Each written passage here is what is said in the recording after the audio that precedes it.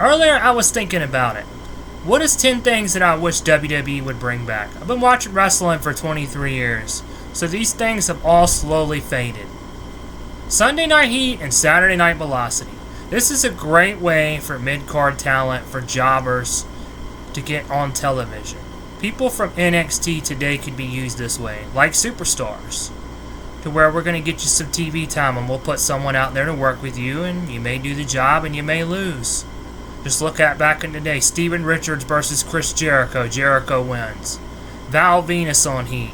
Lance Storm, Hardcore Holly on Velocity. You get a place for the talent, and sometimes some big names come over.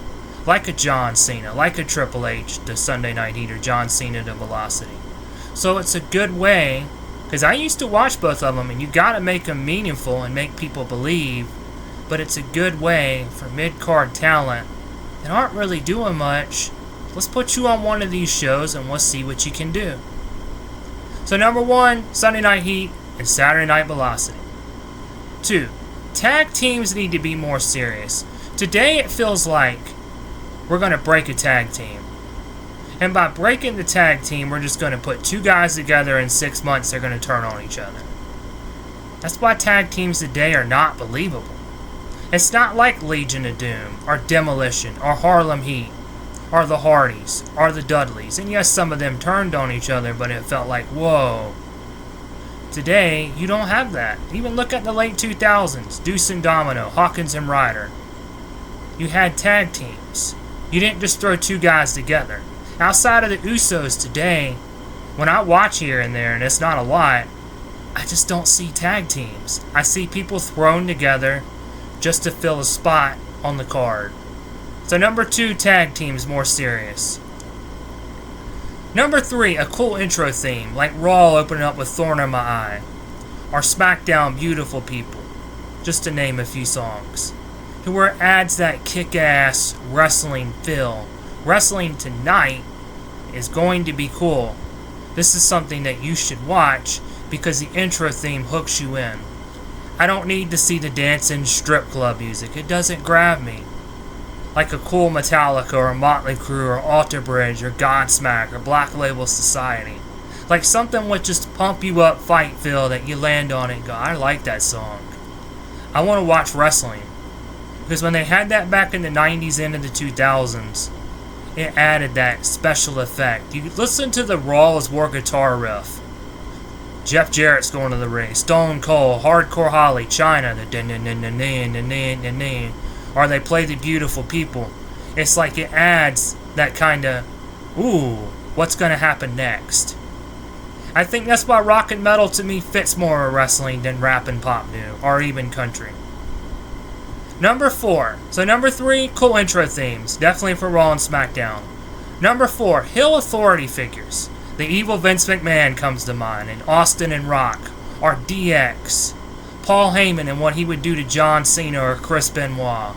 Eric Bischoff and what he would do to the Steiners or whoever wasn't in the NWO. Or how Eric Bischoff would help Evolution into the early 2000s. Or how he'd screw John Cena and help Kurt Angle. You need that so you can build that baby face. But you can't do the same Steve Austin, you got to do it differently. But how that baby face goes over and basically overturns that heel authority figure. That guy that you know, it reminds me, and it worked back then of my boss, and I'd just like to see him get his ass kicked. So you definitely need, that's missed today, that heel authority figure. Number 5, color commentators like Jerry Lawler, Bobby the Brain Heenan, Jesse Ventura. You see those today, and outside of Pat McAfee, they're missed. You don't have them today. You have 2 corporate guys, $9.99, the WWE Network, $9.99, oh my gosh, I don't need to hear it again. Call the damn match. We need a play-by-play guy and a color commentator. You call the move step by step, and the color commentator should tell me, I've been in that move before, that hurts like hell. Like JBL used to do back in the day, or Jerry Lawler, whoever was out there that would either crack jokes or tell you what the pain feels like. Taz. Michael Cole's calling play-by-play, but it's like, they became more corporate through the years, and it becomes harder to listen to. I used to love listening to Jim Ross and King. Today's commentators, They're all corporate and they all bore me. So a color commentator, somebody who can tell you what the pain feels like and tells you what it's like to be in that move, and somebody who just entertains you. So color commentator for number 5. 6, time limit draws. To where you go out there and you put the title on the line, or hey, look here, you're not worth my title. You don't deserve this title. Like Arn Anderson, how he used to defend a television title. Or Chris Jericho, Scorpio Sky, who overcame him, and it's like, whoa, this is pretty cool right here. You tell a story by doing that. You make it believable. With the right people and it ending the right way, it can build that. I kind of want to see what happens, even though he may not be the main event level guy. It may just be a main event level guy helping the mid-card come up. I want to see what's going to happen when those two get in the ring, just because of how this time limit draw ended. Not every match needs a finish. On TV, they really don't. The pay-per-views do, but the television shows don't. And I do miss the time limit draw. The night for the television title, it's a 20-minute draw. Time limit draw. There you go. So number 6, time limit draws. Number 7, DQ and countouts. To where a match, the champion goes the hell with this match. He's going to hit you with a DQ or just walk to the back. I don't need this. You're not worth my time. Or anyone in the match. To where you want to see what's going to happen the next week. How's this guy going to deal with? He just got screwed over. You add interest. Instead of a finish of the night Seth Rollins and Gunther. Gunther's going over. There's no story in that. Just two boring guys in the ring wrestling. Boring. That's why no one watches today. Number 8. Run-ins. That works. Two guys in the ring. We can do Seth Rollins and Gunther. The match ends in a DQ. Double DQ. It's Jey Uso or Jimmy Uso comes out. Decides to attack both of them. And go, I deserve a shot at this title. And you go, okay, how's this going to end now? And you build at the pay-per-view how the 3 or 4 guys are going to get involved with the titles. So number 8, the run-ins. Number 9, and I know I heard the Candice Michelle comments about women today need to be more feminine. They need to be more different. They need their own identity. And it's not there today.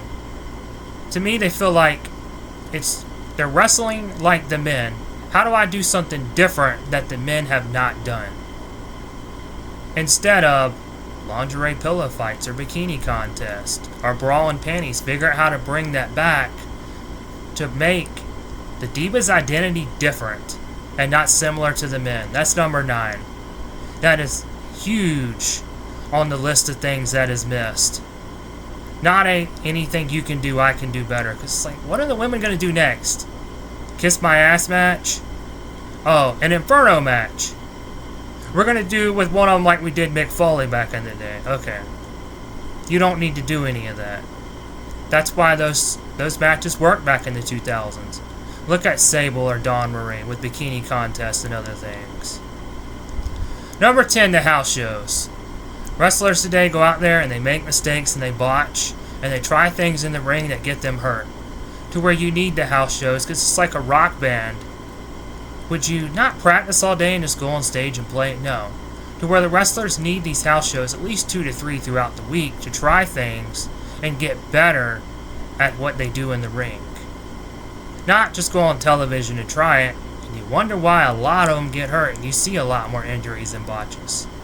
You need time to practice. And yes, down in NXT you should have learned this, but I guess they're not. And that's why the house shows are badly needed. And they need to come back 2 to 3 a week. You don't have to work 7 days a week, twice on Sunday. I know that's how Jim Cornette and all them were. That's how I used to be back in the day, damn it! Yeah. And we all know that back in the 80s and 90s. And it beats on you to where they can have more time for their families. 2 to 3 a week, number 10, house shows. All of these to me make wrestling different and more believable. But what is your 10? Feel free to comment. Thank you for watching. Check out the links in the description on YouTube. Peace.